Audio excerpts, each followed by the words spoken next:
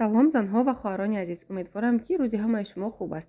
дар навори имрӯза мехостам оиди якчанд саволҳое ки дар комментарияҳо беҷавоб мондаанд, хусусан саволҳо оиди хадуди сипаршакл, якчанд саволҳо оиди ҳомиладорӣ ва гармонҳо.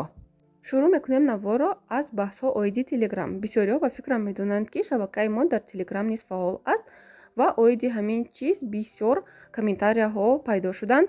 Комментарияҳо ба монанди: ма телеграм надорам, чӣ кор кунам? Фората ҳамиҷа дамон чизе ки ҳаст. Мо телеграмда тамошо намекунем. Ё ин ки комментарияҳои телеграмма кушоен, баъд рафта тамошо кунем. Дӯстони азиз, хоҳарони бо эҳтиром, мавзӯъҳое ки дар телеграм пешниҳод мешаванд, онҳо бениҳоят кӯтоҳ ҳастанд. Барои онҳо навор карданам ҷоиз нест, чунки ҳамагӣ 20-30 сонияро мегирад. Дар телеграм бисёртар текстовый формат аст, ки барои ютуб ин хос нест. ва боз такрор мекунам, бисёр наворҳое ки гузошта мешаванд дар телеграм, наворҳои кӯтоҳ, ҳамаашон аз шабакаҳои хориҷӣ гирифта шудаанд ва албатта авторские права доранд ва ҳамон соҳибҳони ҳамон наворҳо иҷозат намедиҳанд ки наворҳои онҳо дар ютуб бо шахси дигар пахш карда шавад. Чунки агар ман он наворҳоро гузорам, соҳиби ҳамон навор метавонад ки барои шабакаи мо ҷарима бандад, ё ин ки ютуб метавонад ки шабакаи моро блокировка кунад. чунин ҳолат 2 сол пеш бо як шабакаи ман ҳамин хел рӯй дода буд. аз ҳамин сабаб ман намехоҳам ки дубора бо чунин ҳолат рӯбарӯ шавам. мегузарем ба саволи дигар. оиди ғадуди сипаршакл. дар комментарияҳо савол буд ки агар ки зан зоб дошта бошад, яъне ғадуди сипаршаклаш калон бошад, гармонҳояшон нақс кор кунанд, бенамозияш мунтазам бошад, овуляция дошта бошад, метавонад ки ҳомиладор шавад. албатта метавонед ки ҳомиладор шавед. барои ин ягон хел монеа нест, чунки дар 90% ҳолатҳое ки ташхиси ультрасадо мекунанд ва муайян мекунанд ки дар зан зоб аст, шояд ки ҳамон зоб набошад, чунки кори асосии ғадуди сипаршаклро гармонҳо ташкил мекунанд. барои ҳамин вақте ки муайян карда шуд, шумо ҳатман бояд гармонҳои худро бисанҷед. гармонҳо муқаррарӣ бошад, мунтазам бошад, ягон хел табобат ҳам ҷоиз нест ва монеа барои ҳомиладоршавӣ ҳам нест. саволи дигар: агар ки дар ғадуди сипаршакл киста ё ин ки гиреҳ, яъне узел бошад, чӣ тавр табобат кардан мумкин аст? агар аз рӯи стандартҳои аврупоӣ гирем, кистаҳо ё ин ки гиреҳҳо хурд бошанд, андозаашон ба шумо тавсия медиҳанд танҳо назорат, яъне ҳар 3 моҳ пас шумо бояд ки ташхиси ультрасадо кунед, нигоҳ кунед ки ҳамон киста ё ин ки гиреҳ калон нашавад ва ё ин ки аз ҳамон гиреҳ ё ин ки кистае ки дар ғадуди сипаршакл пайдо шудааст ташхис мекунанд, яъне анализ мегиранд, мебинанд ки ҳуҷайраҳои саратонӣ доранд ё ин ки не. агар ки надошта бошанд, фақат назорат дар ин ҳолат зарур аст. гиреҳ яъне узел дар ғадуди сипаршакл тавассути доруҳо ягон хел табобат намешавад, чунки таркиби гиреҳ дигархел аст ва ягон хел дору таркиби гиреҳро об карда наметавонад. ягона роҳи ҷарроҳии гиреҳ дар ғадуди сипаршакл, агар ки гиреҳҳо бениҳоят калон бошад, ин ҷарроҳӣ мебошад.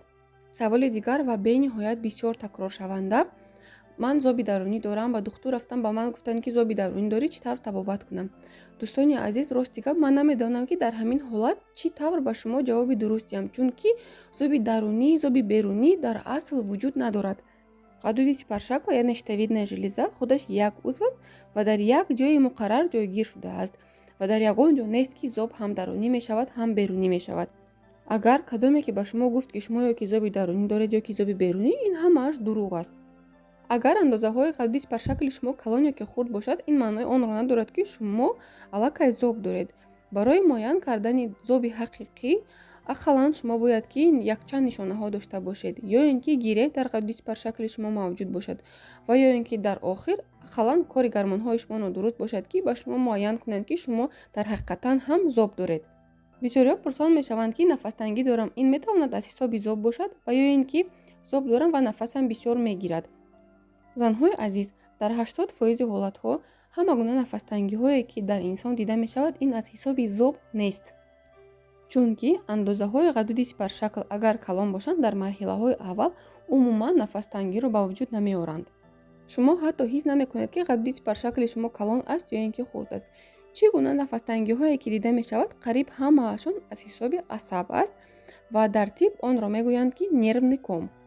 ҳама гуна норасогии витаминҳо, стресс, асабоният, депрессия, камхунӣ метавонад ки сабаби нафастангӣ бошад. дар аввал бояд шумо дигар сабабҳояшро муайян кунед. баъд аниқ кунед ки оё ҳамин нафастангии шумо аз ҳисоби ғадуди сипаршакл ҳаст ё ин ки не. нафастангӣ аз ҳисоби ғадуди сипаршакл дар ҳамон вақт мешавад ки дар ғадуди сипаршакли шумо гиреҳҳои калон дида мешавад ва гармонҳои ғадуди сипаршакли шумо бениҳоят баланд аст ва ё ин ки бениҳоят паст аст. дар дигар ҳолатҳо чӣ гуна нафастангиҳое дида мешавад, ин аз ҳисоби ғадуди сипаршакл нест. ман аллакай дар навори гузашта такрор карда будам, барои профилактика ки кори ғадуди сипаршакл беҳтар шавад, бояд ки ҳар як инсон аз доруҳое ки дар таркибашон йод аст истифода баранд, ба монанди йодамарин, йодабаланс, йодафол ва дигарҳо.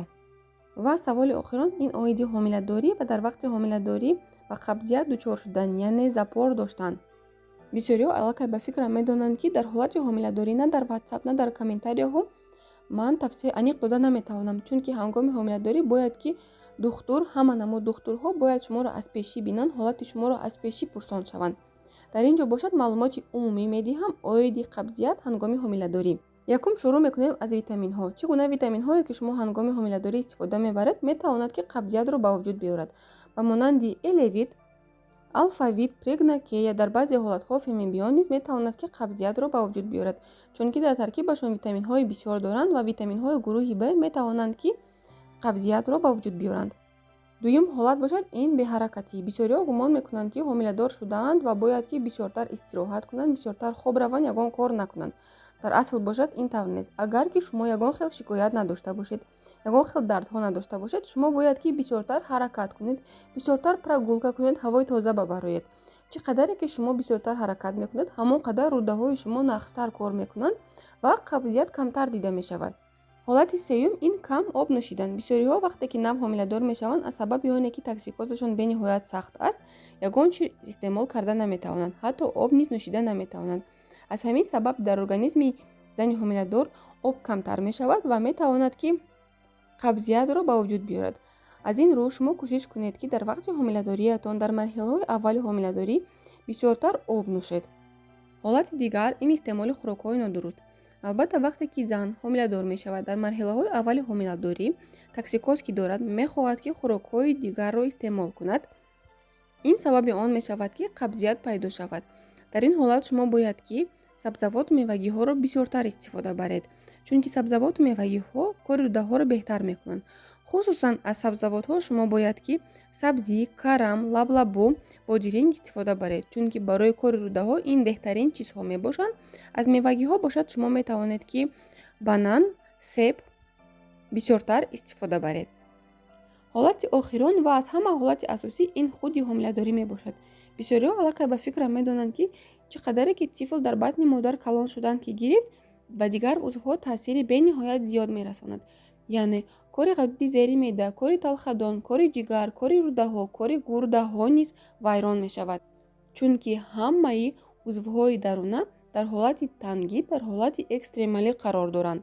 барои чӣ дар вақти ҳомиладорӣ бисёр доруҳо оиди қабзият тавсия дода намешаванд, чунки ҳангоме ки шумо доруҳоро барои қабзият истифода мебаред, ҳаракати рӯдаҳо зиёд мешавад. инчунин метавонад ки ҳаракати бачадон низ зиёдтар шавад ва ин ҳолат метавонад ки ба тифл зарар расонад.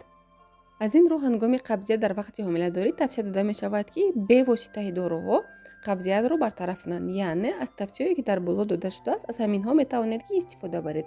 агар ки ин тавсияҳо фоида накард, баъд шумо метавонед ки ба духтури табобатии худ муроҷиат карда, дар он ҳолат аз наздик бо шумо суҳбат карда доруҳое тавсия медиҳанд ки ҳангоми ҳомиладорӣ зарарҳояш минималӣ аст, яъне бениҳоят кам аст. дӯстони азиз, умедворам ки навори имрӯза ба шумо писанд омад, чун ҳар вақта фикрҳои худро оиди навор метавонед ки дар комментарияҳо баён созед. саломат бошед.